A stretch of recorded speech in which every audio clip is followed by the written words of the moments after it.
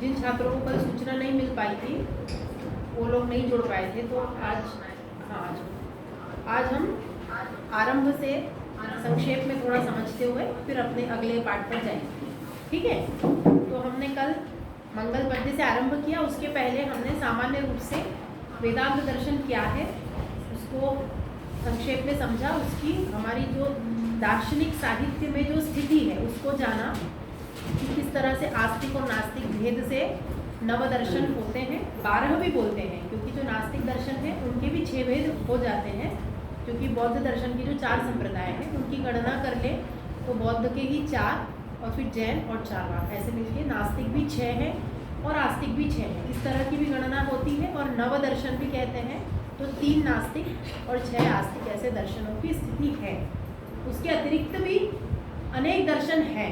ये इतने ही दार्शनिक संप्रदाय है ऐसा हम नहीं कहते। क्यों? क्योंकि ये एक निरंतर बहने वाला प्रवाह है। नए नए आचार्य होते रहे हैं और उनकी मति से, बुद्धि से उन्होंने नए नए संप्रदायों का प्रणयन किया है। तो जो विषय हैं वो प्रायः समान ही रहते हैं, क्योंकि जो दर्शन का क्षेत्र है और जो उसकी विषय वस्तु है वो क्या होती है, इस सृष्टि की उत्पत्ति कैसे हुई, इसकी स्थिति कैसे है और प्रलय क्या है, क्यों होता है, प्रलय काल में मनुष्य की क्या स्थिति रहती, मनुष्य की नहीं प्राणी मात्र की, और जो कुछ भी ये स्थावर जंगम जो भी संसार दिख रहा है उसकी क्या स्थिति रहती है। वो यदि सूक्ष्म रूप में कहीं विद्यमान रहता है तो वो क्षेत्र क्या है, वो आधार क्या है। तो सबके विषय प्रायः समान रहेंगे, किंतु दृष्टि भिन्न भिन्न हो जाती है। इसीलिए उनके प्रमाणों में, उनके प्रमेयों में और उनके आचार में हमें भेद दिखाई देता है। तो ये 3 दृष्टि से ही हम दर्शन को समझते हैं। किसी भी दर्शन की प्रमाण मीमांसा क्या है, वो कितने प्रमाणों को मानता है, उन प्रमाणों के माध्यम से उसके जो तत्व है उन्हीं को हम प्रमेय कहते हैं, उनकी वह सिद्धि करता है। तो इन प्रमेयों की सिद्धि वो इन प्रमाणों के माध्यम से कर रहा है, तो वो प्रमेय क्या है वो भी जानना आवश्यक है। तो प्रमाण, प्रमेय और आचार, क्योंकि सभी दर्शनों का जो लक्ष्य है वो अंततः क्या है, मोक्ष की प्राप्ति, सभी दुखों से निवृत्ति। ठीक है, तो उसके लिए एक मार्ग प्रत्येक दर्शन निर्दिष्ट करता है, वही मार्ग उसकी आचार मीमांसा या उसका आचार मार्ग कहलाता है। ठीक है, तो ये हो गए 3 प्रकार से किसी भी दर्शन को जानने के मार्ग। उसके प्रमाणों को जानिए, उसके प्रमेयों को और उसके आचार मार्ग को जानिए। अब जो वेदांत दर्शन है उसका भी अपना चिंतन है। वो भिन्न दर्शन कहा ही इसलिए जाता है। और वेदांत शब्द का तात्पर्य हमने देखा कि जहाँ वेद को सिद्धांत रूप में प्रस्तुत किया गया है, जो वेदों का सिद्धांत है वही वेदांत है, ऐसा कुछ लोग कहते हैं। या जो वैदिक दर्शन का सार है वो वेदांत है, या जो चरम है, चरम उत्कर्ष जहाँ पर प्राप्त होता है। तो जो वेदों में नहीं, तो जो भी दर्शन है वो उपनिषद साहित्य में कहा गया, और उन उपनिषदों में ही जो वेदांत के बीज सूत्र निहित थे उनको दर्शन की पद्धति से बादरायण व्यास ने सूत्रों में क्रमबद्ध कर दिया। तो उसे हम वेदांत सूत्र कहते हैं। ब्रह्म सूत्र भी उसका एक नाम है और शारीरक सूत्र भी उसको कहा जाता है। तो कल हमने ये भी जाना था कि वेदांत अर्थात क्या, तो कहा उपनिषद प्रमाण और शारीरक सूत्र। इनको जो उपनिषदों से ही निःसृत है, ये जो शारीरक सूत्र है, ये जो ब्रह्म सूत्र है, ये भी उपनिषदों से ही इनका निस्सरण हुआ है, क्योंकि उनके आधार में तो वही उपनिषद है और फिर उपनिषद के आधार में वही वेद राशि है। तो इस तरह से इनका परस्पर संबंध है, और इसीलिए आस्तिक दर्शन को वैदिक दर्शन भी कहा जाता है। ठीक है, ये सब हमने कल सामान्य रूप से समझ लिया था। फिर हमने मंगल पद्य देखा, जिसमें सदानंद योगी, जिनके द्वारा ये वेदांत सार ग्रंथ रचित है, वो कह रहे हैं कि मैं अपने अभीष्ट की सिद्धि के लिए उस ब्रह्म तत्व का आश्रय लेता हूँ। अभीष्ट सिद्धि क्या है? ग्रंथ की निर्विघ्न समाप्ति हो, और जो लक्ष्य है कि मोक्ष मार्ग के प्रति जो भी साधक प्रवृत्त हो रहा है उसे ज्ञान प्राप्त हो, वो उस मार्ग को जान पाए, और जो जीव जगत आदि प्रमेय है उनको स्पष्ट रूप से समझ पाए, है ना। तो ये सारे जो उद्देश्य सदानंद योगी के हैं उन उद्देश्यों की पूर्ति हो, निर्विघ्न हो, इसके लिए वो क्या कर रहे हैं, अपने इष्ट देव अर्थात या इष्ट देव भी नहीं, या तो साक्षात वो ब्रह्म तत्व को ही प्रणाम कर रहे हैं, उनसे ग्रंथ को निर्विघ्न समाप्त होने की कामना कर रहे हैं, उनका आश्रय ग्रहण कर रहे हैं। उस ब्रह्म तत्व के लिए उन्होंने कुछ विशेषण यहाँ प्रयोग किए, ठीक है ना। तो क्या क्या कहे? अखंडम, पहला विशेषण दिया अखंडम, दूसरा दिया सच्चिदानंदम, तीसरा दिया अवांग मनस गोचरम, ठीक है। तो 3 बात कही। और अखिलाधारम, ये चौथा विशेषण, 4 विशेषण कहे। तो अखंड शब्द का जो सामान्य तात्पर्य आप समझते हैं, जिसका विभाजन नहीं हो सकता, जिसका खंडन नहीं हो सकता, है ना, क्योंकि वो निरवयव तत्व है। जहाँ अवयव होंगे वहाँ विभाग संभव है, यहाँ वो अवयव से रहित है, पूर्ण है। तो इसीलिए उसके लिए अखंड तत्व, अखंड शब्द का प्रयोग किया है, अखंड विशेषण का प्रयोग किया है, ठीक है। फिर वो सत्स्वरूप है, चित स्वरूप है और आनंद स्वरूप है, इसलिए सच्चिदानंद उसके लिए विशेषण दिया जाता है, ठीक है। तो सत्स्वरूप है अर्थात उसका बाध नहीं होता है, वो प्रत्येक काल में, प्रत्येक दिशा में, सर्वत्र वो विद्यमान है ना। उसकी सत्ता का आप कभी भी निषेध नहीं कर सकते, उसी को सत्य कहते हैं, ठीक है ना। सत्य अर्थात जो सत्ता से युक्त है, उसका अस्तित्व है प्रत्येक काल में, हर क्षेत्र में, हर दिशा में, जो हम कहते हैं ना कण कण में समाहित है। तो ऐसा नहीं कि आज है कल नहीं है, हम ऐसे नहीं हैं, इसीलिए हम सत्स्वरूप नहीं है, लेकिन हमारा आत्मा सत्स्वरूप है, क्योंकि उसकी वही स्थिति है, वो है वही परमात्मा का ही अंश स्वरूप, ठीक है ना। इसलिए सत्य उसका विशेषण होता है। फिर वो चित स्वरूप है, तो समस्त चैतन्य का जो भंडार है वो ब्रह्म तत्व है, इसीलिए उसको चित कहा गया है, ठीक है। और फिर कहा आनंद, आनंद घन कहा जाता है ना। तो सृष्टि में जितना भी आनंद है उससे कई कई गुना आनंद का जो आगार है, जो स्थल है, वो ब्रह्म होता है, जिससे पूरी सृष्टि उद्भूत हुई है। इसीलिए उसके लिए क्या प्रयोग किया है?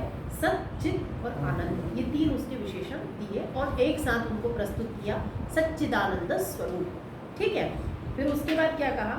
अवांग मनस गोचरम, जो वाणी और मन से जाना नहीं जा सकता, ठीक है ना। तो जो हमारे लौकिक भौतिक विषय होते हैं उनको हम बोल करके, उनका वर्णन करके उन्हें समझा सकते हैं, उन्हें जान सकते हैं, है ना। और हमें ऐसा लगता है कि हम अपने मन में ऐसा अनुभव करते हैं कि हमने इस पदार्थ को जान लिया। कोई भी पदार्थ हो, जो कोई खाद्य पदार्थ हो, कोई दिखने वाला पदार्थ हो, है ना, कोई स्पर्श करने वाला पदार्थ हो, इनको हम लौकिक पदार्थों को क्या समझ सकते हैं, उनका वर्णन कर सकते हैं, लेकिन ये जो अलौकिक ब्रह्म तत्व है ये वाणी और मन से जाना नहीं जा सकता, है ना, और ना उसका हम वर्णन कर सकते हैं। इसीलिए उसे अनिर्वचनीय, अवर्णनीय, इन विशेषणों से युक्त कहा जाता है, ठीक है। तो उसको कहा अवांग मनस गोचरम, प्रत्यक्ष का विषय नहीं है वो। हमें कोई वस्तु लोक में देखनी है तो हम आंखों से देख सकते हैं, हमें उसका स्पर्श करना है हम छू सकते हैं, लेकिन जो लोक में है ही नहीं, या ये कहेंगे कि जो लोक में प्रत्येक कण कण में विद्यमान होते हुए भी जिसका प्रत्यक्ष संभव नहीं है, इसीलिए वो प्रत्यक्ष प्रमाण का विषय नहीं बनता है, वो केवल अनुभूति का विषय ही बनता है, वो अलौकिक तत्व है, ठीक है।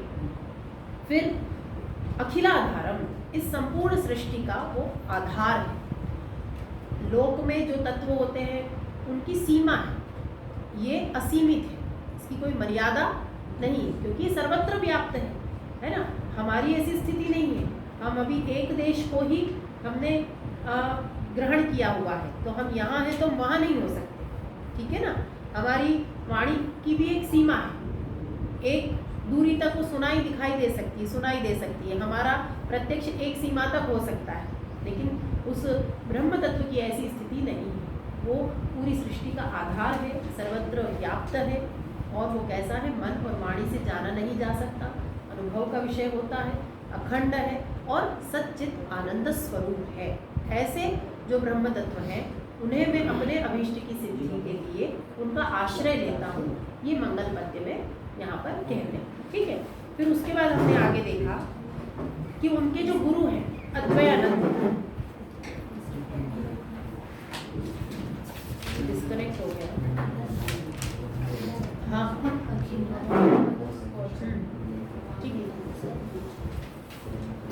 हाँ, ये अपने आप डिस्कनेक्ट क्यों हो गया? फिर से वो कनेक्टिंग दिखा रहा है।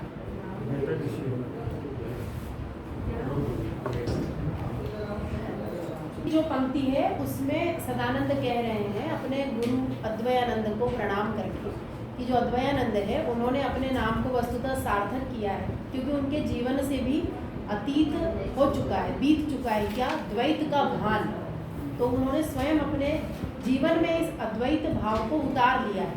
ऐसे जो अद्वैयानंद मेरे गुरु हैं उनको मैं प्रणाम करके यथामति वेदांत सार को कहूँगा, आगे मैं बताऊँगा ऐसे। फिर वेदांत के जो अनुबंध है, अनुबंध चतुष्ट है, उनकी चर्चा भी हमने आरंभ कर दी थी। वेदांत का तात्पर्य क्या है? तो शारीरक सूत्र और उपनिषद प्रमाण, उपनिषद प्रमाणम शारीरक तदुपकारिणी शारीरक सूत्रादि, उसी के उसका जो अनुसरण करते हैं शारीरक सूत्र, जिस उपनिषद शास्त्र का, ऐसे जो शारीरक सूत्र है वो वेदांत नाम से जाने जाते हैं। ठीक है।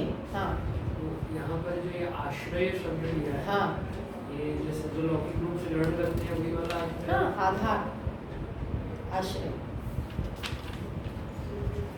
फिर अनुबंध चतुष्टय क्या होते हैं उन पे हमारी सामान्य चर्चा हुई थी कि प्रत्येक शास्त्र में आरंभ में 4 अनुबंधों पर विचार किया जाता है: अधिकारी, संबंध, विषय और प्रयोजन। ठीक है। सबसे महत्वपूर्ण है अधिकारी। इस शास्त्र को पढ़ने के अधिकारी हम हैं या नहीं, ये हमें आरंभ में ही जानना चाहिए। यदि हम अधिकारी नहीं हैं तो पहले हमें उसका अधिकारी बनना चाहिए। ठीक है। तो इस दृष्टि से वेदांत को पढ़ने का अधिकारी कौन है? तो उसके लिए कहा अधिकारी तु विधिवद अधीत वेद वेदांगत्वेन आपाततो अधिगताखिल वेदार्थोस्मिन् जन्मनि जन्मांतरे वा काम्य निषिद्ध वर्जन पुरस्सरम नित्य नैमित्तिक प्रायश्चित्तोपासनानुष्ठानेन निर्गत निखिल कल्मषतया नितांत निर्मल स्वान्तः साधन चतुष्टय संपन्नः प्रमाता। तो प्रमाता और अधिकारी ये दोनों पर्यायवाची, जो अधिकारी उसी को प्रमाता शब्द से भी उसका व्यवहार किया जाता है। ठीक है। तो वो प्रमाता कौन होता है? तो सबसे पहला जो उसके लिए एक विशेषण दिया, विशेषण भी नहीं कहेंगे, उसकी जो पहली अर्हता है वो ये बताई कि वो वेद और वेदांग को जानने वाला हो। तो वेदांगों के ज्ञान के साथ जिसने वेदों का भी विधिवत अध्ययन किया हो। तो षड वेदांग है: शिक्षा, कल्प, निरुक्त, व्याकरण, छंद और ज्योतिष। इन 6 वेदांगों को जानता हो और इसके अनुसार गुरुमुख से अर्थात विधिवत जिसने चारों वेदों का अध्ययन किया हो। तो आपको सामान्य प्रश्न हो सकता है कि एक जीवन में इतना तो अध्ययन संभव नहीं है, इसीलिए आगे एक पंक्ति कह दी, अस्मिन् जन्मनि जन्मांतरे वा। क्योंकि लोक में देखा जाता है कि बहुत सारे लोग हैं जिन्होंने अभी इस जन्म में आकर के तो वेद वेदांग नहीं पढ़े, लेकिन वो उनकी वेदांत शास्त्र में महती प्रवृत्ति देखी जा रही है। तो इसमें कार्य कारण भाव फिर सोचा जाएगा कि ऐसा क्यों हुआ। तो उसके लिए कारण बताया कि ये ऐसे महानुभाव हैं जिन्होंने इस जन्म में भले ही वेद वेदांग न पढ़े हों, किंतु गत जन्म में वेद वेदांगों का अध्ययन इन्होंने अवश्य किया है, इसीलिए इनकी वेदांत में प्रवृत्ति है या ये वेदांत के अधिकारी हैं। ठीक है।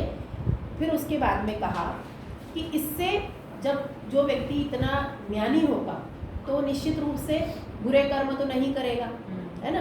तो कर्मों का भी विभाग करके बता दिया कि जो षड्विध कर्म है, काम्य कर्म, निषिद्ध कर्म, प्रायश्चित्त, उपासना, नित्य और नैमित्तिक, ये जो षड्विध कर्म है इसमें से जो 4 कर्म है, नित्य, नैमित्तिक, प्रायश्चित्त और उपासना, इन 4 कर्मों को वो करता है ना। और जो 2 कर्म है, काम्य और निषिद्ध, इनको वो न करता है ना। तो एक सामान्य मनुष्य को भी जिन कर्मों को नहीं करना चाहिए उन कर्मों को निषिद्ध कहा जाता है।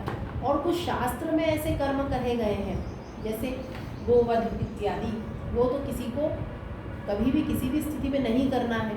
और भी बहुत सारे कर्म कहे गए हैं जो कि निषिद्ध है शास्त्र के अनुसार, उनको वो न करता हो। और काम्य कर्म, कामनाओं से होने वाले, उत्पन्न होने वाले जो कर्म हैं उसमें भी उसकी प्रवृत्ति न देखी जाती हो। ठीक है। क्योंकि वो वेदांत का अनुयायी हो रहा है ना, तो वहाँ तो मोक्ष ही एकमात्र इच्छा है, और वो ऐसी इच्छा है कि वो दूसरी इच्छा को जन्म नहीं देती है। बाकी लौकिक इच्छाएं कैसी होती है, एक इच्छा दूसरी इच्छा को जन्म देती है, यही उसमें अंतर है कि है तो वो भी एक अभिलाषा है ना। तो मुमुक्षा की बात आएगी अभी, तो प्रश्न हो सकता है वो भी तो इच्छा है, वो भी एक कामना है, किंतु उसमें और अन्य कामनाओं में भेद है। अन्य कामना दूसरी कामना की जननी हो जाती है, लेकिन ये नहीं है, ये बल्कि समस्त कामनाओं के बीजों को दग्ध कर देती है और केवल वही मात्र अवशिष्ट रहती है और मोक्ष स्वरूप ही हो जाता है। ब्रह्म भावश्च मोक्ष, ये परिभाषा दी गई है। वो या योग में देखेंगे तो क्या कहा, तदा दृष्टु स्वरूपे अवस्थान, तो वो अपने ही स्वरूप में चला गया, अब उसे कुछ किसी और स्वरूप को प्राप्त करने की इच्छा थोड़ी है, कुछ भिन्न नहीं है ना वहाँ। तो ऐसी अभी चर्चा आगे आ रही है। तो ये हाँ, ब्रह्मविद ब्रह्मैव भवति, जाने तुम्हें हो जाए उसी को, हाँ, उसको कोई और दूसरे व्यक्ति को नहीं जानना है, वो स्वयं को ही जानने की ये प्रक्रिया है। ठीक है, तो अभी अधिकारी के संदर्भ में आपने क्या क्या जान लिया कि विधिवत उसने वेद और वेदांगों को जाना हो, पढ़ा हो, और इस जन्म में नहीं तो जन्मांतर में पढ़ा हो, और उसके अतिरिक्त काम्य और निषिद्ध कर्मों का जिसने त्याग कर दिया हो, और नित्य नैमित्तिक प्रायश्चित और उपासना, इन 4 कर्मों में जिसकी प्रवृत्ति हो, इस प्रकार का जो व्यक्ति है वो कैसा हो जाता है, तो कहा निर्गत निखिल कल्मषतया। इससे क्या होगा, उसका जो कल्मष है, उसके अंतःकरण में जो कुछ भी बुरे भाव विद्यमान है वो निकल जाएंगे और वो निर्मल अंतःकरण वाला हो जाएगा। जैसे स्वच्छ दर्पण होता है, स्वच्छ दर्पण में आप जो कुछ प्रतिबिंबित करना चाहते हैं वो उसमें स्पष्ट प्रतिबिंबित होगा, लेकिन यदि दर्पण ही मलिन है तो उसमें धुंधला जो दिखता है ना, वो इसीलिए क्योंकि उस पर मालिन्य है। ये मालिन्य ही क्या है, अज्ञान का मालिन्य है, यही अविद्या है। ठीक है, और ऐसा जो निर्गत निखिल कल्मषतया नितांत निर्मल स्वांतः साधन चतुष्टय संपन्न प्रमाता, इन समस्त प्रक्रियाओं से गुजरने के बाद जिसका अंतःकरण निर्मल हो चुका है और इसके साथ साथ वो साधन चतुष्टय संपन्न भी है, वो प्रमाता कहलाता है। अब ये साधन चतुष्टय क्या है ये हमें समझना था, बाकी का पाठ तो हमारा कल हो चुका था। तो ये जो चतुर्विध साधन कहे, इन साधनों का आगे वर्णन किया जाएगा, लेकिन क्रम में प्राप्त है इसलिए कहती हूँ। क्या हुआ, कर्म के नाम भूल गए, नित्य कर्म, नैमित्तिक कर्म, प्रायश्चित, उपासना और काम्य और निषिद्ध। ठीक है, तो अभी इन कर्मों के बारे में भी आगे पंक्तियां आ रही है। नित्य कर्म वो है जिन्हें हम नियम से करते हैं, जिनको न करने से कोई, जिनको करने से कोई पुण्य प्राप्त नहीं होगा, लेकिन न करने से पाप अवश्य होगा। जैसे संध्या वंदन करना है, ठीक है, स्नान आदि, कोई पुण्य अर्जित हो रहा है ऐसा नहीं है, लेकिन नहीं करने से पाप अवश्य होगा। ठीक है, और क्या हो गया उधर, कौन सा कर्म भूल गए, नैमित्तिक कर्म जो किसी निमित्त विशेष के उपस्थित होने पे करते हैं, वो नैमित्तिक कर्म है, वो रोज करना है ऐसा नहीं है। पुत्र जन्म हुआ है, पुत्र जन्म पे जो कार्य करना है शास्त्र में कहा है वो करिए। किसी मृत्यु हुई है, कोई और संस्कार हुआ है, ऐसा कोई निमित्त उपस्थित हुआ है तो वो कार्य करना है, उसको कहते हैं नैमित्तिक कर्म। ठीक है, फिर प्रायश्चित, कोई त्रुटि हो गई, सब कुछ शास्त्र जानते हुए भी मनुष्य है, कोई त्रुटि कर दी उसने, तो उसके लिए प्रायश्चित का विधान भी हमारे शास्त्र में कहा गया है। तो प्रायश्चित कर्मों को करता हूँ, क्या हुआ, फिर उसके बाद में उपासना कर्म। उपासना कर्म जो होते हैं वो भक्ति इत्यादि कर्मों की गणना उसमें की गई है। उससे क्या होता है, मनुष्य को शांति की प्राप्ति होती है और वो बहुत सारे दोषों से बचा रहता है, इसलिए उपासना कर्मों का भी महत्व कहा गया। ठीक है, और वो मन को एकाग्र करने में भी सहायक होते हैं, इसलिए उन कर्मों का भी उल्लेख किया जाता है। और जो कामनाओं से उत्पन्न होने वाले कर्म हैं और जो निषिद्ध कर्म है शास्त्रों में, उनको उसे नहीं करना है, वो नहीं करेगा, क्योंकि जिसने इतने वेद वेदांग पढ़ लिए हैं वो ऐसे कर्मों की ओर क्यों प्रवृत्त होगा। तो ये सारी वेदांत को पढ़ने का अधिकारी कौन है उसकी चर्चा में ये सारी बातें कही जा रही हैं। ठीक है, फिर उसके बाद जो कहा साधन चतुष्टय संपन्न, 4 साधनों से संपन्न वो होना चाहिए। ये 4 साधन कौन से हैं, पहला साधन उसके बारे में आगे आ रहा है, पर संक्षेप में क्रम आ रहा है इसलिए बता देती हूँ। तो कहा नित्य अनित्य वस्तु विवेक, जिसको नित्य और अनित्य वस्तु का विवेक हो। ठीक है, ये पूरा जो जगत है ये कैसा है, नित्य है कि अनित्य है? अनित्य है। अनित्य है। और वेदांत की दृष्टि में केवल ब्रह्म ही नित्य है और उसी को वस्तु कहा है ना। सामान्य रूप से वस्तु को जो आप समझते हैं वो मत समझना है ना। नित्य एकमात्र ब्रह्म है और उसी को वस्तु कहा है, ठीक है। और ये पूरा जगत जो है वो अनित्य है। तो वेदांत का के मार्ग पर जो प्रवृत्त हुआ है उसको पहले ही सोपान पर ये अनुभव होना चाहिए कि ये जगत तो अनित्य है ना। नित्य तत्व एक ही है और उसी की प्राप्ति के लिए मैं ये प्रयत्न कर रहा हूँ। यदि मध्य मध्य में उसकी अनित्य जगत में ही प्रवृत्ति हो रही है तो वो अंत जो है उत्कर्ष मोक्ष उसको प्राप्त नहीं कर पाए, क्योंकि अभी तो उसको नित्यानित्य का विवेक ही नहीं है ना। तो अभी जैसे हम हैं, आम जो मनुष्य हैं, हम इस जगत को बिल्कुल भी अनित्य नहीं समझते हैं। हम नित्य मानकर ही रोज व्यवहार करते हैं और जो हमारा संग्रह है, जो हमारा जीवनचर्या है, वो सब कैसी होती है कि हम स्वयं भी नित्य हैं, हमारे संबंध भी नित्य हैं, हमारी संपत्ति भी नित्य है। हम यही मान के व्यवहार करते हैं, इसलिए हम कैसे हैं? अविवेकी। मैं हाँ, फिर वो सर्वम खर्विदम ब्रह्मा जब सभी हाँ। जगह ब्रह्म है तो चीज अनित्य कैसे हो सकती? वो जड़ पदार्थ है ना, उस पदार्थ की उत्पत्ति में हेतु है, लेकिन वो चेतन है क्या? चेतन पदार्थ तो नहीं है ना। क्या पूछा तुमने कि जब हमने कहा सभी जगह ब्रह्म है, ठीक है ना, तो ब्रह्म से तो हम भी है ना, लेकिन हमारा ये शरीर नित्य है क्या? नहीं है ना। ब्रह्म की जो माया से उपहित, बुद्धि की शक्ति से जो माया से उपहित चैतन्य ईश्वर तत्व है, उस ईश्वर तत्व की जब इच्छा होती है तो ये सृष्टि हुई, तो ये जड़ शरीर भी बने और ये समस्त जो हमें पर्वत इत्यादि पूरा संसार दिखाई देता है ये भी बना, है ना। किंतु नित्य तत्व में उनकी गणना नहीं की जाती, उनके परमाणु नित्य हैं जिनसे अगली सृष्टि हुई। किंतु ये जो स्थूल शरीर है, जितने भी शरीर, ये पर्वत आदि भी शरीर के रूप में इनकी गणना होती है, ठीक है ना। तो ये सब तो नित्य नहीं है, लेकिन जब प्रलय काल होगा तो ये सभी, ये जो पूरा जगत है, ये अपने परमाणुओं में विलीन हो जाता है। तो वो जो परमाणु है, परमाणु नष्ट नहीं होता। अगली जब सृष्टि होगी तो उन्हीं परमाणुओं से वो नवीन सृष्टि उद्भूत हो जाती है। तो उसकी स्थिति माननी पड़ेगी। इस शरीर को हम देखें ही ना, समझे ही ना, ऐसा नहीं हो सकता। इसीलिए वेदांत बीच का मार्ग निकालता है, त्रिविध सत्ता की बात करता है। एक पारमार्थिक सत्ता, एक प्रातिभाषिक सत्ता और एक व्यावहारिक सत्ता, ठीक है। तो पारमार्थिक सत्ता ब्रह्म, व्यावहारिक सत्ता जो हम ये पूरा व्यवहार कर रहे हैं, जैसे तुमने कहा सर्वम खल्विदम ब्रह्म हम कह रहे हैं, तो फिर यहाँ भी ब्रह्म है, इसमें भी ब्रह्म है। तो क्यों हम ऐसा मानते हैं? हम क्यों मान रहे हैं कि हम भी सत्य हैं, हम भी नित्य हैं? क्योंकि यही व्यवहार है। हम आत्मा आत्मा आत्मा कह के व्यवहार नहीं करते। हम प्रिंस, अजय, अभय, अंशिता ऐसा कह के व्यवहार करते हैं। तो जो अभिधान है वो हम जानते हैं वो नित्य नहीं है ना। सबका आत्मा तो एक ही है ना, लेकिन फिर भी हम उनके नाम से उनके साथ में व्यवहार कर रहे हैं, है ना। तो हम उस शरीर को भी सत्य मान रहे हैं। हम जो हमारा संग्रह है, जो हमारी संपत्ति है, उसको भी हम सत्य मान रहे हैं। हम अपने संबंधों को भी सत्य मान रहे हैं। नहीं मानेंगे तो फिर कोई ये हमारी माँ है, ये हमारे पिता है, ये हमारा मित्र है, ऐसा हम व्यवहार ही नहीं करेंगे। तो व्यावहारिक सत्ता को मानना ही पड़ता है, अन्यथा तो सृष्टि चलेगी ही नहीं। इसीलिए ये व्यावहारिक सत्ता है। तब मोक्ष का मतलब ही है कि तब व्यक्ति उस व्यावहारिक सत्ता से, व्यावहारिक सत्ता में रहते हुए भी उसमें नहीं है। उसके बारे में आगे आएगा कि वो सकर्ण होते हुए भी अकर्ण है, चक्षुयुक्त होते हुए भी वो अंधे के समान है, उसे कुछ नहीं दिख रहा। उस समय वो आपको प्रिंस के रूप में नहीं देख रहा, आपको केवल आत्मा के रूप में देख। क्यों? क्योंकि अब उसका व्यावहारिक सत्ता से ध्यान हट चुका है, वो उसका मूल भाव जान चुका है। उसे पता है कि केवल सामान्य व्यवहार के लिए इस सत्ता को हमें मानना पड़ेगा, किंतु ये सत्य नहीं है, ठीक है ना।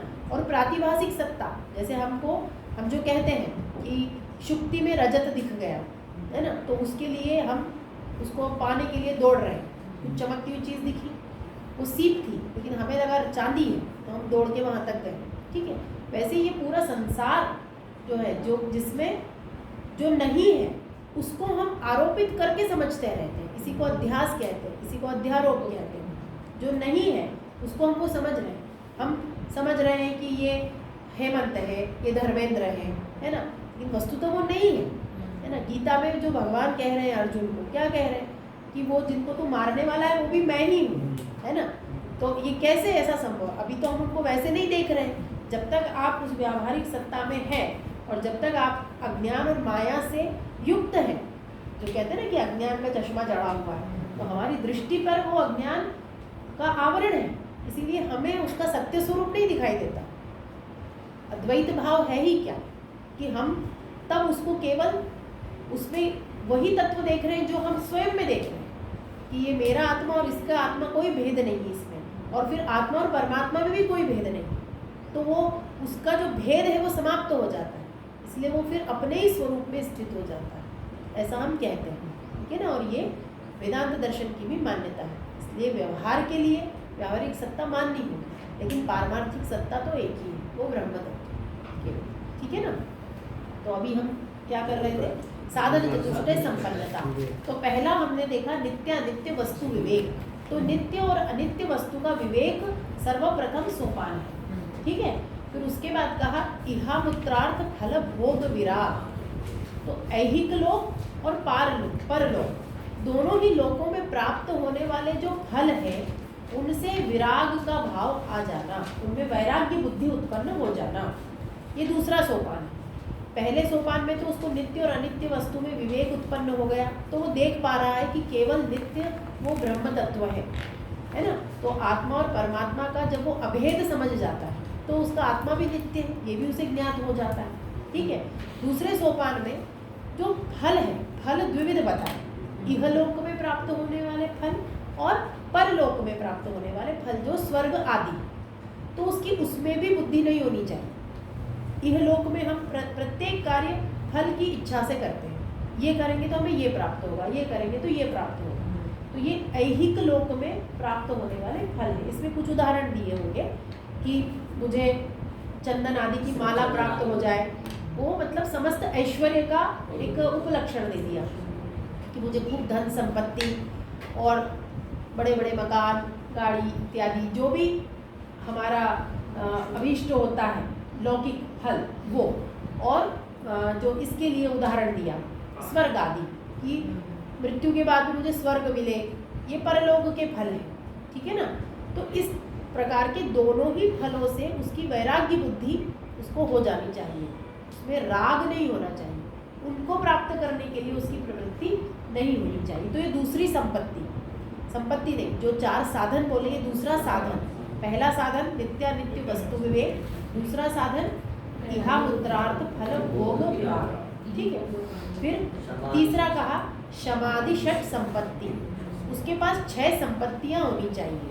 जो धन संपत्ति है उसको संपत्ति से नहीं कहा, शम आदि 6 संपत्तियों से युक्त वो होना चाहिए। तो ये आदि पद से 5 और है, शम, दम, उपरति, तितिक्षा, श्रद्धा और समाधान, ठीक है। ये 6 प्रकार की संपत्तियां हैं, वो होनी चाहिए। अब शम क्या है? तो मन का निग्रह, एक आत्मनियंत्रण, मन का निग्रह, मतलब पारिभाषिक रूप में शम उसके लिए शब्द प्रयोग किया गया है। मतलब इंद्रिय के निग्रह के लिए दम शब्द का प्रयोग किया है और मन के निग्रह के लिए शम शब्द का प्रयोग किया है। हम कहते हैं ना अपनी इच्छाओं का दमन करो, इच्छाओं का शमन करो, ऐसा। तो एक हमारी इंद्रिय के सुख से संबंधित जो इच्छाएं होती है, जैसे कि सिल्क का वस्त्र पहनेंगे या सूत वस्त्र पहनेंगे, तो क्या है वो आपकी त्वग इंद्रिय का सुख है, या कोई मधुर मिष्ठान्न खाना है तो आपकी वो जिह्वा इंद्रिय का सुख है, ठीक है। तो ये इनका समस्त इस प्रकार की जो इच्छाएं हैं, जो इंद्रिय से संबंधित है, इंद्रिय को सुख प्रदान करती है, उसे कहते हैं उन इच्छाओं से विरति का जो भाव है उसको कहते हैं दम। तो दम नामक संपत्ति से युक्त जो साधक है वो वेदांत को पढ़ने का अधिकारी है। ऐसे ही फिर शम का, शम मन, हम ऐसे प्रत्यक्ष रूप से अपनी इंद्रियों को सुख देने का नहीं सोचते, लेकिन मन में ही हमारे इतना जो है वो कह सकते हैं कि उच्चावचन हो रहा है और मन में इतनी इच्छाएं जाग रही है, इच्छाएं उत्पन्न होती विलीन होती है, वो जैसे समुद्र की तरंगे होती हैं, तो ऐसा आपका मन एकाग्र क्यों नहीं हो पाता है? क्योंकि वो उन इच्छाओं के भंवर में ही उलझा रहता है।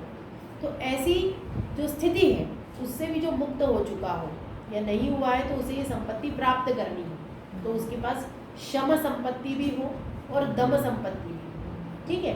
फिर उपरति जो शब्द है उसका प्रयोग, उसके अर्थ दो प्रकार से कहे हैं। एक तो कहा है कि जो हमारी जितनी भी हमारे कर्म होते हैं जो हमें फल प्रदान करते हैं, जो कर्म हम कर रहे हैं उनका शास्त्र में कही गई विधि से परित्याग करना। मतलब कोई भी कर्म हम करते हैं, जैसे कोई व्रत आदि का अनुष्ठान हम करते हैं तो आरंभ करते हैं तो उसको ऐसे ही नहीं छोड़ते। लोक में भी हम क्या करते हैं, क्या बोलते हैं उसको, उद्यापन करना, है ना। तो वो उद्यापन करना मतलब क्या है? आपने शास्त्रोक्त विधि से किसी व्रत अनुष्ठान का आरंभ किया और अब शास्त्रोक्त विधि से ही आप उसका त्याग कर रहे हैं।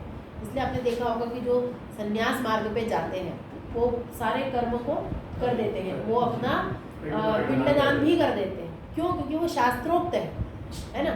तो चूंकि वो समस्त संबंधों को छोड़ रहे हैं ना, तो फिर वो ऐसा नहीं कि मेरा पुत्र या मेरा भाई मेरा पिंडदान करेगा, वो शास्त्रोक्त विधि से वो पिंडदान की क्रिया भी अपनी कर देते हैं। और भी जो जो उन्होंने आरंभ किए हैं अनुष्ठान इस जीवन में, उन सभी को शास्त्रोक्त विधि से पूर्ण करते हैं। इसी को कहते हैं उपरति। ठीक है। फिर तितिक्षा। तितिक्षा जो है वो क्या है? द्वंद्वों को सहन करने की क्षमता, है ना। जो द्वंद्व होते हैं हमारे जीवन में, सुख दुख, मान अपमान, या जो इस प्रकार के दो स्थितियां होती हैं, तो वो व्यक्ति तटस्थ रहता है क्या, उसको कहते हैं तितिक्षु। इसमें तितिक्षा का भाव है। आपका कोई बहुत सम्मान करे या आपका कोई अपमान करे, आप दोनों के साथ एक जैसा रह पाते हैं क्या? तो वो तितिक्षा का भाव उसमें होना चाहिए, तब उसकी क्रिया में भी वो आना चाहिए। केवल वो उसका उस सिद्धांत को मानता है ऐसा नहीं, उसका व्यवहार भी वो करता है। जब उसके जीवन में बहुत प्रतिकूल अनुकूल कैसी भी परिस्थितियाँ हो, तटस्थ भाव से रहता है उसको, तब हम कह सकते हैं कि इसमें तितिक्षा नामक संपत्ति है। सुख मिले तो आप बिल्कुल बावले हो जाओ, ऐसा नहीं, है ना। और दुख मिले तो रो रो के बिल्कुल हैरान हो जाओ, ऐसा नहीं, ठीक है ना। दोनों स्थितियों में संतुलित तटस्थ रहने की जिसकी स्थिति है, समत्वम योग उच्यते, भगवान कह रहे हैं। वहाँ भी सब कहा है ना, मान अपमान सब में समान जो है ना वो स्थित प्रज्ञ है। तो वैसी स्थिति की बात भी यहाँ पर की गई। ठीक है। तो ये तितिक्षा। फिर श्रद्धा। श्रद्धा के बारे में बताएंगे कि गुरु उपदिष्ट वाक्येषु विश्वास। गुरु के द्वारा जो वचन कहे जा रहे हैं उसमें विश्वास होना चाहिए। अगर श्रद्धा नहीं है तो आप जो ज्ञान प्राप्त कर रहे हैं वो स्थिर नहीं होगा। ग्रहण होना और धारण होना दोनों में अंतर है ना। अभी हेमंत ने काम किया है तो बुद्धि के वेदों पर उसने बहुत सारा कुछ विवेचन किया है, वो जानता है। ग्रहण हो जाता है लेकिन उसको धारण क्यों नहीं कर पाते हैं? तो उसमें ये भी कारण कि आपको उन वाक्यों में श्रद्धा नहीं थी, विश्वास नहीं था। तो अभी कोई किसी गुरु की शरण में जाके आप वेदांत के मार्ग पर अग्रसर हुए हो, आप मोक्ष को प्राप्त करना चाहते हो, लेकिन गुरु जो करने के लिए कह रहे हैं, जो अध्ययन अध्यापन करने के लिए आपको प्रवृत्त कर रहे हैं, उस मार्ग में आपका विश्वास ही नहीं, तो भले आपकी क्रियाएं हो भी रही है पर वो फलवती नहीं हो, है ना। इसलिए श्रद्धा होना बहुत ही आवश्यक है। तो ये संपत्ति भगवान क्या कह रहे हैं गीता में, श्रद्धावान लभते ज्ञान। ठीक है। तो ज्ञान श्रद्धावान को ही प्राप्त होता है, तो इसको एक संपत्ति के रूप में वेदांत मानता है। और फिर समाधान। समाधान का तात्पर्य यहाँ पे समाधि की योग्यता। श्रद्धा के लिए सप्तदश अध्याय में गीता में शंकर भाष्य में आस्तिक बुद्धि, हाँ, आस्तिक बुद्धि जो है वो श्रद्धा है, मतलब जो आस्था रखे, आस्था रखे, ये प्रयोग। हाँ, तो ऐसे भाष्यों में नए नए भी अर्थ हमें देखने को मिले। तो ये षट संपत्ति कही, शम दम उपरति तितिक्षा श्रद्धा और समाधान। इन षट संपत्ति का किसमें आपको समाहार करना है? चार जो हम पढ़ रहे हैं साधन, ये तीसरा साधन है। पहला साधन नित्यानित्य वस्तु विवेक, दूसरा साधन इहा मुद्राण भोग विराग, और तीसरा साधन समाधि षट संपत्ति, और चौथा साधन मुमुक्षा। ठीक है। तो मुमुक्षा का तात्पर्य है मोक्ष की इच्छा। मोक्ष की इच्छा ही नहीं है तो निरर्थक है। उसको वेदांत शास्त्र में उसकी प्रवर्तना, उसकी प्रवृत्ति, ठीक है। तो ये चौथा साधन का, तो ये 4 प्रकार के साधनों से युक्त होना चाहिए। ऐसा ऐसा जो व्यक्ति वो कहलाता है प्रमाता या अधिकारी, ठीक है। अब पूरा एक बार संक्षेप करते हैं। अधिकारी के बारे में क्या क्या बोला? विधिवत वेद वेदांग को जिसने अध्ययन किया हो और काम्य और निषिद्ध कर्मों का त्याग कर दिया हो, नित्य नैमित्तिक प्रायश्चित और उपासना कर्मों का अनुष्ठान करता हो या उनका पालन करता हो, उसके अतिरिक्त 4 साधनों से युक्त हो। 4 साधन में पहला है नित्यानित्य वस्तु विवेक, दूसरा है इहा मुद्राण भोग विराग, तीसरा है समाधि षट संपत्तिवान और चौथा है मुमुक्षा। समाधि षट संपत्ति में शम दम उपरति तितिक्षा श्रद्धा और समाधान। इतना सब कुछ होने के बाद वो व्यक्ति वेदांत शास्त्र को पढ़ने का अधिकारी बनता है। उसी अधिकारी को प्रमाता भी कहते हैं। ये हमने क्या जाना? पहला अनुबंध अधिकारी। 4 अनुबंध के अंतर्गत ये सब चल रहा था। पहला अनुबंध था अधिकारी, अधिकारी का ये सारा विवेचन हुआ। अभी जो बातें हमने अभी पढ़ ली है वो पंक्ति के रूप में आगे आने वाली है। अभी पहले ये उसको मैंने इसलिए कह दिया क्योंकि वो क्रम में आ रहा है। समझा रहे हैं आगे।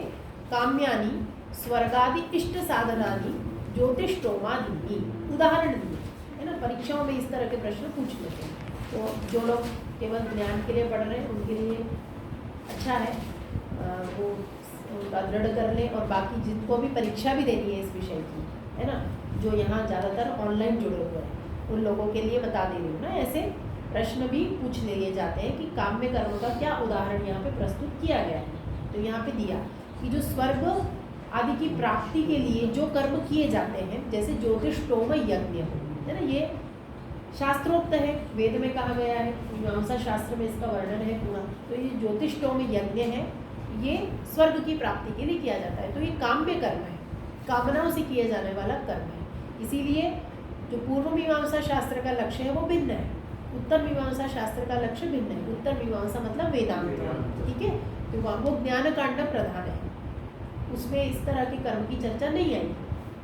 मीमांसा शास्त्र जो है वहाँ स्वर्ग ही मोक्ष है, स्वर्ग की प्राप्ति ही मोक्ष है। तो वो इस तरह की यज्ञ कर्म का विवेचन करते हैं। तो ये जो ज्योतिष्टोम यज्ञ है ये स्वर्ग की प्राप्ति कराने वाला है। एक उदाहरण दिया काम्य कर्म, ठीक है। फिर क्या कहा? निषिद्धानि नरकाद्यानि नरकाद्य अनिष्ट साधनानि ब्राह्मण हननादि, ये निषिद्ध कर्म जो कि नरक में पहुंचाने के साधन बनते हैं। इन कर्मों को आप करेंगे तो नरक की प्राप्ति होगी। उनका उदाहरण दिया ब्राह्मण हनन आदि। ब्राह्मण की हत्या नहीं करनी चाहिए, है ना, अवध्य है ब्राह्मण। और महाभारत में एक संदर्भ में ये बात आई है कि ब्राह्मण को शारीरिक दंड के द्वारा भी उसको पीड़ित नहीं किया जा सकता। तो उसके लिए भिन्न प्रकार का कोई दंड विधान होना चाहिए। वहाँ पर एक पूरा प्रसंग आया है, अश्वत्थामा के प्रसंग में भी आया है। हाँ, अश्वत्थामा के प्रसंग में भी आया है। और ये तो मैं रामायण का बता रही हूँ, तो ये अश्वत्थामा का महाभारत में। और रामायण में वो वस्तुतः उत्तरकांड के बाद में 2-3 प्रक्षिप्त सर्ग है। वहाँ पे एक कथा आती है कि एक कुत्ते को किसी ब्राह्मण ने मारा है, तो वो उसका ललाट रक्त रंजित हो गया है। और राम लक्ष्मण को कहते हैं कि जाकर के तुम देखो कोई कार्यार्थी तो नहीं है द्वार पर। कार्यार्थी का मतलब कोई याचक, न्याय का याचक। तो लक्ष्मण कहते हैं आपके राज्य में सर्वत्र सुख है, कोई कार्यार्थी नहीं है। पर राम कहते नहीं, फिर भी जाकर के देखो। तो लक्ष्मण सब जगह ढूंढते हैं तो उन्हें वो श्वान मिलता है। तो वो श्वान कहता है कि वो मतलब विद्वान है गत जन्म का। वो उसको शास्त्र कहता है लक्ष्मण को कि जब तक मतलब हम लोग घर में प्रवेश स्वयं से नहीं कर सकते। वो जातियाँ बताता है कि कौन कौन से प्राणी ऐसे होते हैं जो बिना अनुमति के घर में प्रवेश नहीं कर सकते, उसमें मैं भी एक हूँ। तो तुम जाके पहले राजा राम से पूछो। फिर वो राम से पूछते हैं, फिर राम अनुमति देते हैं। फिर वो सभा में आकर के पूरा वर्णन करता है कि ये ब्राह्मण ने मुझे मारा है निष्प्रयोजन, इसलिए इसको दंड दिया जाए। तो फिर अब राम जो है वो भ्रम में पड़ गए हैं कि ये तो ब्राह्मण है, इसको कैसे दंड दिया जाए, और शारीरिक उसने पीड़ा दी है तो उसको भी शारीरिक दंड दिया जाना चाहिए नियमतः, किंतु ब्राह्मण है इसीलिए फिर वो सभा से पूछते हैं। तो वो न्यायालय जो प्राचीन काल में किस तरह से होता था, तो उसमें बहुत सारे राजपुरोहित इत्यादि हैं, हाँ, तो अंगिरा आदि उसमें ऋषि मुनि भी हैं। तो राम पूछते हैं, तो फिर वो ये सारा शास्त्र कहते हैं कि ब्राह्मण अवध्य है और ये सारी बातें, लेकिन दंड तो देना है। फिर जो याचक है उससे पूछा जाना चाहिए। तो वो याचक उसको, मतलब जो श्वान है वो ये कहता है कि इसे कालिंजर या कलंजर मठ है उसका वो बना दो, मठाधीश बना दो। तो राम समझ जाते हैं कि ऐसा क्यों कहा है श्वान ने, उसको मठाधीश बना दिया जाता है और वो हाथियों पे चढ़ के ब्राह्मण चला जाता है। फिर राजसभा में से पूछने लगे कि ये तो दंड की बजाय वरदान हो गया, उसको मठाधीश बना दिया, हाथियों पे चढ़ के वो तो गया है। तो राम कहते हैं वो श्वान जानते हैं कि उन्होंने ऐसा क्यों किया। फिर वो श्वान उसका भेद बताता कि मैं उस मठ का मठाधीश था पहले, और मैंने तो बड़े ही सेवा भाव से वहाँ पूजा पाठ किया, तब भी मुझे कुत्ते की योनि प्राप्त हुई है। तो ये ब्राह्मण तो क्रोधी है। वो ब्राह्मण बताता है कि उसने क्यों मारा। उसने कहा कि मुझे बहुत, शायद वो बुभुक्षित था और उसे बहुत भूख लगी थी, उसे कुछ प्राप्त नहीं हो रहा था, भिक्षान्न इत्यादि, तो उसने उस श्वान को पत्थर मार दिया था। तो उसने कहा कि मैं तो क्रोधी भी नहीं था, ये तो क्रोधी भी है, तो ये इसको वहाँ पर मठाधीश बनने दो, उसके बाद ये अपने कर्मफल स्वयं भोग ले। इसीलिए तो वो प्रकारांतर से उसको दंड भी मिल गया और वो अवध्य है ये वाला शास्त्र भी रह गया, और उसको शारीरिक दंड नहीं दिया जाना चाहिए ये शास्त्र भी रह गया। इसलिए विवेक हर जगह अपेक्षित है, उसको ऐसे भी नहीं छोड़ सकते थे, उसने गलत तो किया था, है ना। तो उसमें फिर ये बताया है कि ऐसा क्यों। तो जो देवता के लिए दिया जाने वाला पदार्थ है, जो नैवेद्य आदि होता है, उसका जो भोग करता है ना, वो ठीक नहीं है ना। उसके लिए फिर दूसरा शास्त्र है, फिर उसे क्या करना चाहिए उससे बचने के लिए। तो धर्मशास्त्र में उसके मार्ग देखना, जो लोग भी ये कार्य करते हैं उस पर धर्मशास्त्र में एक ग्रंथों में जा कर के देखें कि फिर वो पुजारी करेगा क्या, वो अर्चक क्या करेगा, है ना। तो उसको कितना अंश दान करना है ये वो देखें, है ना। अन्यथा इस तरह का जो है वो विपाक कर्मों का हो सकता है। तो वो एक प्रसंग बीच में आया, किधर से आया, निषिद्ध कर्म। तो निषिद्धानि नरकाद्यनिष्ट साधनानि ब्राह्मण हननादीनि। तो ब्राह्मण हनन एक उदाहरण दिया, अभी भूलोगे नहीं, ठीक है। फिर आगे नित्य कर्म का उदाहरण दिया, नित्यानि अकरणे प्रत्यवाय साधनानि संध्या वंदनादीनि। तो जो संध्या वंदन आदि कर्म है वो नित्य कर्मों की श्रेणी में आते हैं। अकरणे प्रत्यवाय साधनानि, जिनको नहीं करेंगे तो पाप को वो उत्पन्न करेंगे तो उनसे पुण्य होगा ऐसा नहीं बोला है, लेकिन नहीं करेंगे तो पाप अवश्य होगा। फिर एक उदाहरण दिए सभी प्रकार के कर्मों के, याद कर लेना, ठीक है। फिर नैमित्तिक कर्म का उदाहरण दिया, पुत्र जन्माद्यनुबंधीनि जातेष्ट्यादीनि। तो जो पुत्र जन्म का निमित्त उपस्थित हो गया, तो जो जातेष्टि यज्ञ करने का निर्देश है शास्त्रों में, तो किया जाना चाहिए। इसीलिए जो हम कहते हैं ना कि हमारे परंपरा है, ऐसा होता है, वो इसीलिए पालन की जाती है, वो पालन किया जाता है उन परंपराओं का, क्योंकि वो शास्त्र में कहा है कि यदि आपके घर में ये कार्य हो गया है, ये निमित्त उपस्थित हो गया है, तो ये कर्म करना चाहिए। तो उन सभी कर्मों पे उसकी बुद्धि होना चाहिए जो वेदांत का अधिकारी है। फिर प्रायश्चित्त कर्म का उदाहरण दिया, पापक्षय साधनानि चांद्रायणादीनि। चांद्रायण एक व्रत होता है जो कि कुछ पापों की भी श्रेणी बनाई गई है ना। पाप और अपराध में थोड़ा अंतर है, ठीक है। तो जो ये पाप है ये कई बार प्रत्यक्ष भी नहीं होते, आप कुछ कार्य कर रहे हैं उससे आपका पाप संचय हो गया, आपका वो कर्म जो है वो पाप कर्म की श्रेणी में आता है, तो उससे उसी प्रकार के फल का संचय हो गया। तो अभी उसका क्षय कैसे करना है, उसके लिए शास्त्र में कुछ व्रत अनुष्ठान आदि का निर्देश किया गया है। तो यहाँ एक उदाहरण दिया है चांद्रायण व्रत का, ठीक है। तो वो पाप का जो क्षय करते हैं। ऐसे जो कर्म होते हैं उन्हें प्रायश्चित्त कर्म कहा जाता है। ठीक, फिर उपासना कर्म का उदाहरण दिया, सगुण ब्रह्म विषय मानस व्यापार रूपाणी शांडिल्य विद्या, है ना। देखो ये इसी से समझ में आता है कि निर्गुण ब्रह्म के उपासक यद्यपि थे आचार्य शंकर, और वेदांत दर्शन की व्याख्या आचार्य शंकर ने निर्विशेषाद्वैत के रूप में की, और वो निर्गुण ब्रह्म की ही स्थापना करते हैं, लेकिन अधिकारी भेद से सगुण ब्रह्म को भी माना है, क्योंकि प्रत्येक अधिकारी ऐसा नहीं होता कि वो निर्गुण ब्रह्म में ही उसकी साक्षात प्रवृत्ति हो जाए। जैसे हम ध्यान करते हैं तो ध्यान कोई बिना आलम्बन के भी कर लेता है, और किसी को कोई प्रतिमा चाहिए, कोई एक प्रतीक चाहिए कि वो वहाँ अपनी दृष्टि को स्थिर करे, फिर धीरे धीरे मन को स्थिर करने का प्रयत्न करे। ठीक है, दृष्टि तो स्थिर कर भी सकता है, लेकिन मन को कैसे रोके, बहुत इसलिए कठिन प्रक्रिया है। तो जब किसी का ध्यान सिद्ध हो जाता है तो वो बिना आलम्बन के भी कर पाता है। वैसे ही जो ब्रह्म की उपासना है, तो जो ब्रह्म तत्व में बुद्धि होना है, वो किसी की बिना किसी आलम्बन के भी हो सकती है। उसे वो शक्ति के रूप में स्मरण कर सकता है, और शक्ति के रूप में उसका ग्रहण धारण स्मरण सब कुछ कर सकता है। लेकिन कुछ साधकों के लिए एक आलम्बन चाहिए, इसीलिए प्रतिमाएं होती हैं। मंदिरों में जो प्रतिमाएं होती हैं वो क्या है, आपकी ऊर्जा को एकत्रित करने के लिए, उसी में केंद्रित हो जाए। ठीक है ना, तो इसलिए सगुण ब्रह्म की उपासना के भी मार्ग बताए गए। तो शांडिल्य विद्या उसमें एक उदाहरण दिया। तो ये क्या है, ये सोपान है। सगुण ब्रह्म की उपासना करते करते निर्गुण ब्रह्म तक जाने का एक मार्ग है। ठीक है ना, आरंभ में जब साधक केंद्रित नहीं कर पा रहा है अपने अंतःकरण को, अपने विचारों को, अपनी बुद्धि को, तो उसको कोई आलम्बन चाहिए। इसीलिए सगुण ब्रह्म की कल्पना भी की गई, और वेदांत में तो माननी ही पड़ती है। क्यों? क्योंकि जो माया से उपहित ब्रह्म है वही सगुण ब्रह्म है, वही ईश्वर है, और उस ईश्वर की सत्ता को अगर नहीं मानेंगे तो फिर सृष्टि की उत्पत्ति कैसे हुई, ये प्रश्न निरुत्तरित रह जाएगा। क्योंकि ब्रह्म से साक्षात सृष्टि को नहीं मान सकते, अन्यथा उसमें भी दोष उत्पन्न होने लगे। तो इसीलिए एक मध्यम एक सत्ता को मानना आवश्यक है। इसलिए ईश्वर को माना, वो ईश्वर क्या है, वो सगुण ब्रह्म है।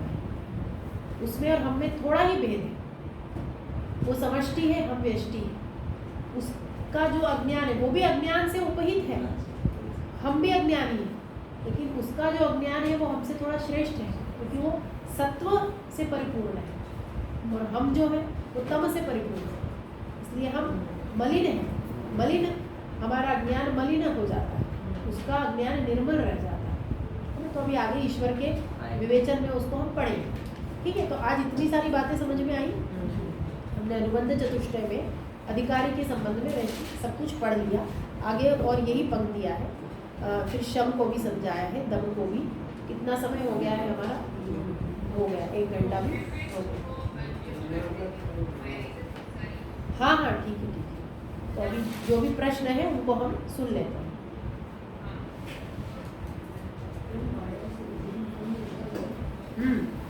माया से उपहित जो ब्रह्म है वही ईश्वर है। विशेष है एक कर्म का, है ना, जो भक्ति मार्ग में बहुत सारे भिन्न भिन्न जो प्रकार बताए गए हैं, जो हमारे भक्ति रस से प्रधान जो ग्रंथ है, मतलब भक्ति भी मोक्ष का एक मार्ग है। उस मार्ग में ऐसे कर्म बताए गए हैं कि यह जैसे अनुष्ठान होते हैं ना भिन्न भिन्न, वैसे शांडिल्य विद्या भी एक अनुष्ठान विशेष है। जैसे हम यज्ञ याग जो देखते हैं, तो कोई जैसे दर्श पूर्णमासी यज्ञ है, तो वो एक विशेष फल की प्राप्ति के लिए किया जाने वाला यज्ञ है, और उसके सब कुछ निश्चित है कि कौन सा यज्ञ पूर्णिमा तिथि को होगा, कौन सा अमावस्या को होगा, कौन सा इस तिथि से इस तिथि के मध्य होगा, ऐसे। तो वैसे ही यहाँ पर ये शांडिल्य विद्या भी एक प्रकार का भक्ति से परिपूर्ण एक कर्म है। और इसके बारे में कुछ और विशेष यदि जानना है तो हमें भक्ति के जो ग्रंथ हैं उनमें ये देखना चाहिए, या पुराणों में इसका वर्णन मिलेगा। फिर भी और कुछ विशेष प्राप्त होता है तो मैं आपको कल बताऊंगी, या समूह में ही उसके बारे में लिख करके बताऊंगी। आप लोग भी प्रश्न के उत्तर सुन लें, गुनगुन ना करें। हाँ, वैसे तो अनंत हो सकते हैं, है ना। वहाँ अभी हमने योग दर्शन में क्लिष्ट और अक्लिष्ट के भेद से भी जाना। यहाँ पर 6 प्रकार के कर्मों में बांध दिया है विषय को, कि जो वेदांत का अधिकारी है वो इन 4 कर्मों को करता हो और 2 प्रकार के कर्मों को न करता हो। तो जो 2 प्रकार के न करने वाले कर्म है वो है निषिद्ध कर्म और काम्य कर्म। निषिद्ध कर्म जैसे उसके नाम से ही आपको स्पष्ट होता है कि जिनका निषेध किया है शास्त्रों ने कि ये नहीं करना। एक उदाहरण दिया ब्राह्मण की हत्या, या जैसे गाय की हत्या।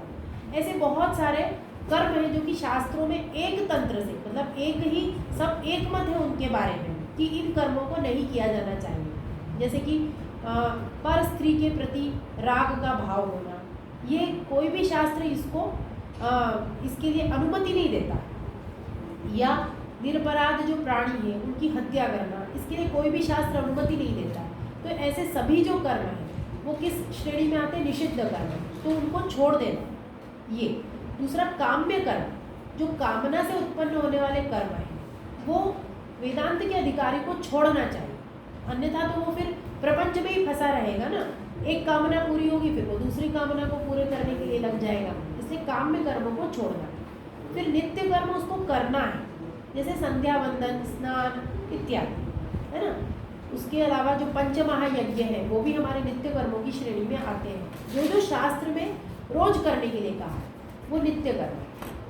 फिर नैमित्तिक कर्म वो है जो किसी कारण के उपस्थित होने पे ही आपको करना है, वो आवश्यक नहीं कि रोज करना है, और रोज उनका निमित्त ही नहीं है इसलिए वो कर ही नहीं सकते आप, लेकिन वो विशेष कारण आ गया तो वो कार्य करना है। जैसे कि पुत्र जन्म होने पर जातेष्टि यज्ञ करना। कल मैंने जैसे एक और उदाहरण दिया था कि मृत्यु होने पर वो जो हम 12 दिन तक बहुत सारे संस्कार करते हैं, गरुड़ पुराण इत्यादि का पाठ करते हैं, ये सब क्या है? ये नैमित्तिक कर्म है, निमित्त उपस्थित हुआ है।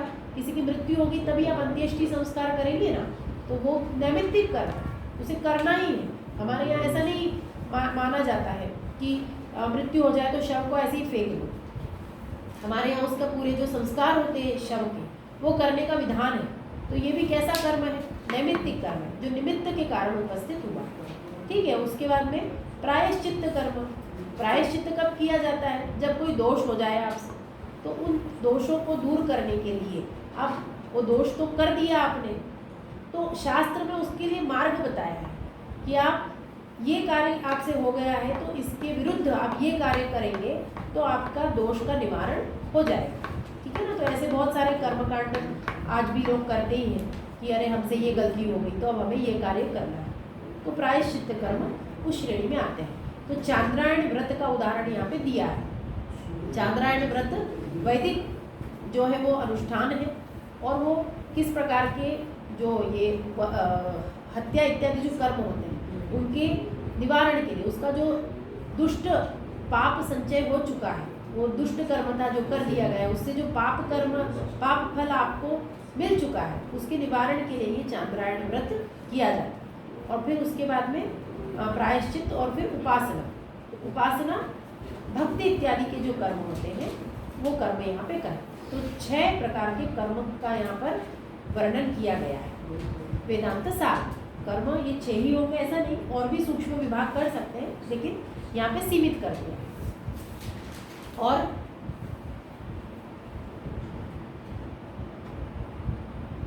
कोई कुछ पूछ रहा है?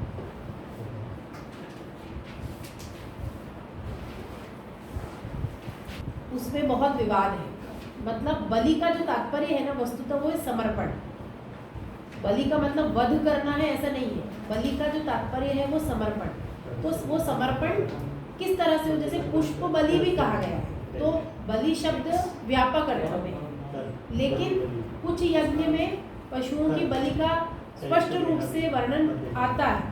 तो इस पे बहुत विवाद है। इस पे कोई जो वैदिक अनुसंधान करने वाला व्यक्ति है वो ही विशेष रूप से बता सकता है कि यज्ञ में जो पशु बलि होती थी वो सत्य थी या नहीं थी। मतलब इसमें बहुत सारी पुस्तकें भी लिखी गई है, और इस तथ्य को लेकर के बहुत सारे लोगों ने वैदिक धर्म पर आक्षेप भी लगाए हैं, है ना। तो इसलिए अभी हम उस विषय में तो अधिक विस्तार से कोई बात नहीं करेंगे। हमें जो उत्तम है वो ग्रहण कर लेना है।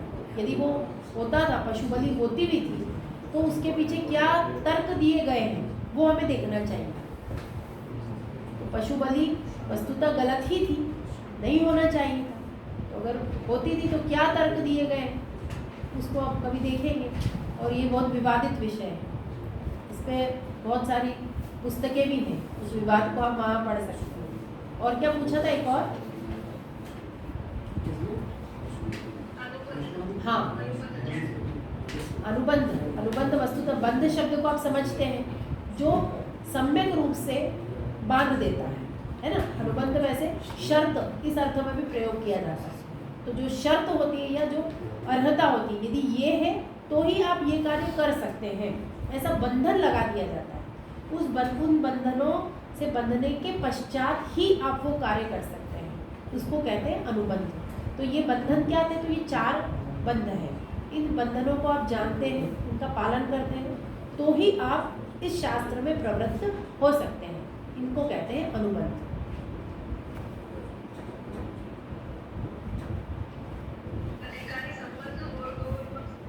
अधिकारी, संबंध, विषय और प्रयोजन, ये 4 अनुबंध हैं। ठीक है।